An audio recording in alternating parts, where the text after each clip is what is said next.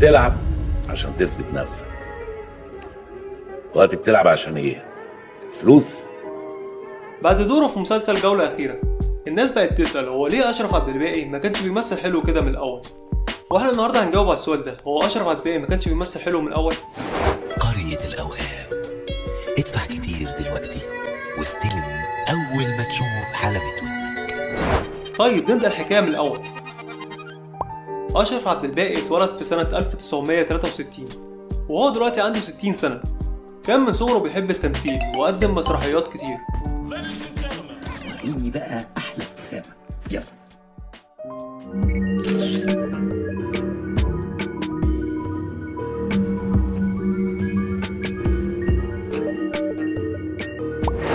وقدم مسرحيات وهو بيدرس في كلية التجارة، وبعد ما اتخرج دخل معهد المسرح واشتغل مع فرق الهواة، ومن سنة 79 ل 84 قدم 80 مسرحية. أنت مش عارف تضحك، اضحك. يعني البداية ممثل موهوب بس محتاج حد يكتشفه. طب مفيش حد يكتشفني؟ وفعلا بيكتشفه المخرج هاني مطوع وبيقدمه في مسرحية خشب الورد، وبعدها بيبتدي ياخد أدوار هي مش كبيرة لكن فيها تمثيل ومساحة. وفي سنة 88 بيقدموا رأفت الميهي في فيلم سمك لبن تمر هندي. وفضل أشرف عبد الباقي ماشي كويس في التسعينات، عمل دورين حلوين مع رأفت الميهي في 100 فل وسيداتي أنستي. يعني انا عارف ايه اللي ممكن يدور في مخكم، بس انا عمري ما فكرت في فلوس. وانت ان شاء الله هتتجوزها عشان ايه؟ عشان حنينه. كل مره كنت بشوفها في البلكونه او عندي في الدكان، كنت احس ان انا قدام واحده نفسها ابقى جوزها ابنها حته منها. وقدم أدوار حلوة في أفلام زي مواطن مصري. وبعدين ايه هو الجواز؟ الكتب بتقول حنان وامان. مين ممكن توفر الواحد زي الحياه اللي هتوفرها لي ماما تريز؟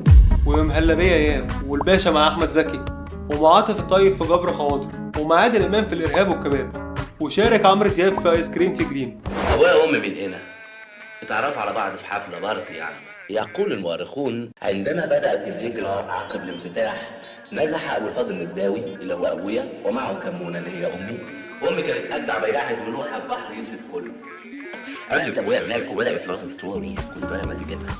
عندما تموت هذا العام فإن الموت سوف يتجنبك العام القادم. من الآخر احنا قدام ممثل كويس جدا بس محتاج نقلة. وفعلا النقلة بتيجي في 95 في مسرحية بالو اللي شارك فيها صلاح السعداني وسعاد يونس. فاكرة القلم الدهب اللي انت كنت جبتهولي من 5 سنين وضاع مني؟ مش امبارح بقى لقيت بنطلون بقالي كتير قوي ما لبستوش. لبست البنطلون بحط ايدي في جيبي، تفتكري لقيت ايه؟ القلم. لا، الخرم اللي وقع منه القلم.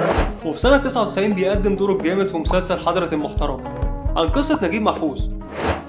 كل ما في الموضوع يا ستي ان انا كان مفروض ان انا افرح، عملت حساباتي كلها عشان افرح، في الاخر اكتئبت. اديك مكافأة بقى عشان اكتئابي.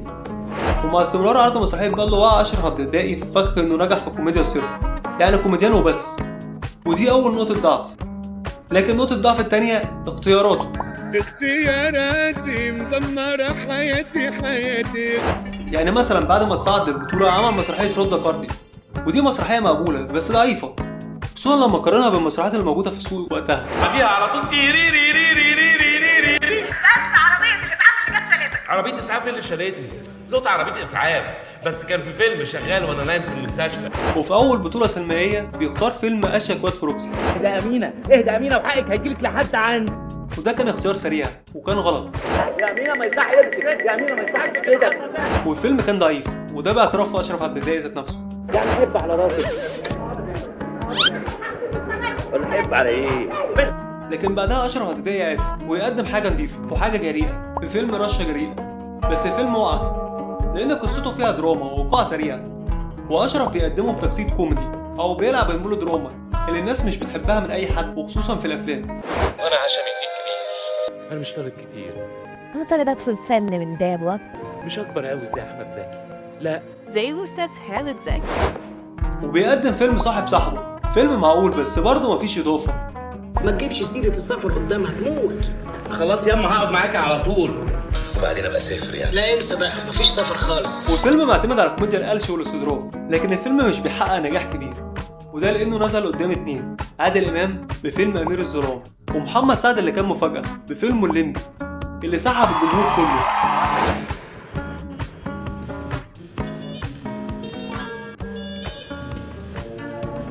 وفي 2004 بيشارك بدور من احلى ادواره، دكتور مهيب في حب البنات، والدور مش مبني على كوميديا الاستظراف. كلنا مليانين بلاوي، بس اهم حاجه ان احنا ما نكبرش ونعترف. وفي 2005 بيقدم فيلم اريد خلعا، فيلم بايخ ولو كان اتعمل مسلسل جايز كان يبقى حلو. الشورى شورتك وكلمه كلمتك، واوعى الست هي اللي تمشي بيتك. ها؟ أسعارنا في متناول الجميع، تبدأ ب2 مليون جنيه بس. وفي نفس السنة في 2005 بيقدم فيلم خالي من الكوليسترول. ايه تسكن قريب لما ممكن تسكن بعيد. فيلم حلو بس كان خلاص الجمهور ما عندوش ثقة في أشرف عبد الباقي. طعم البرجر كاوتش، طعم الجبنة كاوتش. والفيلم فشل مع إنه فيلم كويس. كبر وعاملة أكلة تستاهل ضرب الجزمة. وبعده بيقدم فيلم لخمة راس،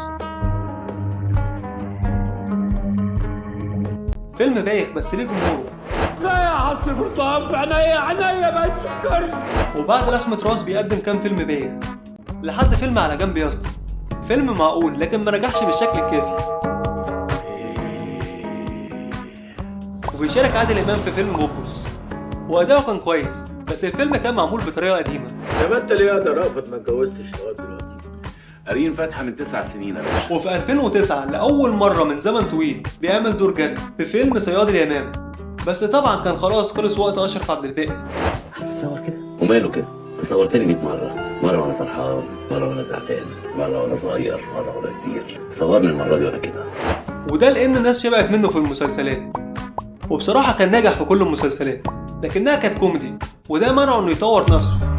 وفي 2009 بيقدم مسلسل ابو ضحكه جنان عن قصه حياه اسماعيل ياسين، والمفروض ان المسلسل زي ده يبقى نقل، لكن المسلسل كان بارد فيه احداث بس الايقاع واقع، تحس انك مش قادر تتعاطف مع اسماعيل ياسين. يمكن الاخراج والتاليف كان ضعيف، بس الاكيد ان المسلسل وقع بسبب اداء اشرف عبد الباقي، وهو تقريبا كان بيقلد طريقه كلام اسماعيل ياسين في الافلام وكأنه بيأدي سكتش.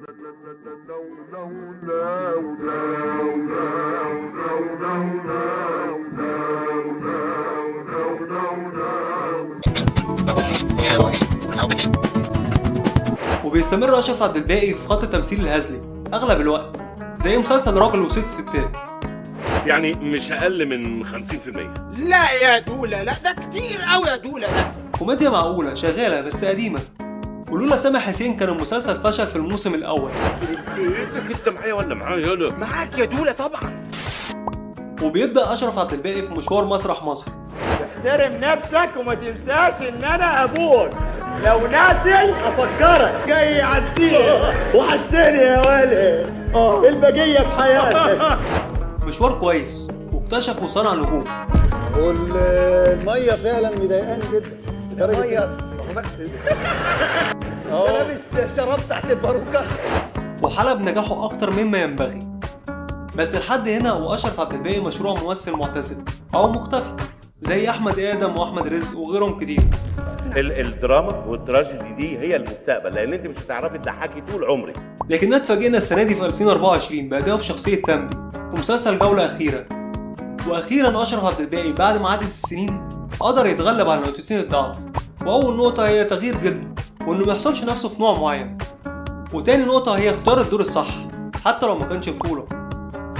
بس يرجع ابن الكلب ده، انا نزل جزمتي فوق راسه وانا ببوسه. وشخصيه تامبي هي شخصيه حلوه لاننا بنشوف زيها في الواقع، شخصيه فيها بساطه وفيها عمق، واداء اشرف عبد الباقي كان بمنتهى البساطه والابداع، سهل ممتنع. ولما اتسال اشرف عبد الباقي عن دور تامبي قال انه استعان بمدرب تمثيل لاول مره في حياته. فكره المدرب دي حاجه معروفه وموجوده بره ومش عيب. كلمه اخيره، يا ريت كل دور لاشرف عبد الباقي يستعين بمساعد ويعمل لنا عظمه زي كده، ويا ريت ممثلين كتير يعملوا كده زي احمد ادم واحمد رزق وغيرهم كتير على فكره، وزي محمد سعد اللي تقريبا محتاج مدرب تمثيل او مرشد بمعنى ادق، زي ما عمل معاه شريف عرفة في الناظر. وكلنا شفنا النقله اللي حصلت لمحمد سعد في الكنز. وبكده انا خلصت كلامي.